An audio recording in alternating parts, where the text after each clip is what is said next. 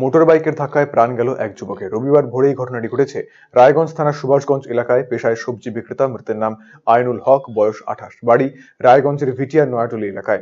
স্থানীয় পঞ্চায়েত সমিতির সদস্য গোলাম রাব্বানী জানিয়েছেন, এদিন ভোরে সাইকেলে চেপে বেগুন বিক্রি করতে মোহনবাটি বাজারে আসছিলেন আইনুল। পথে একটি মোটর বাইকের ধাক্কায় তার মৃত্যু হয়। স্থানীয় লোকজন তার দেহ পৌঁছে দেয় হাসপাতালে। এদিন দুপুরে দেহের ময়নাতদন্ত করা হয় রায়গঞ্জ মেডিকেল কলেজ হাসপাতালে। ঘটনার তদন্ত শুরু করেছে পুলিশ।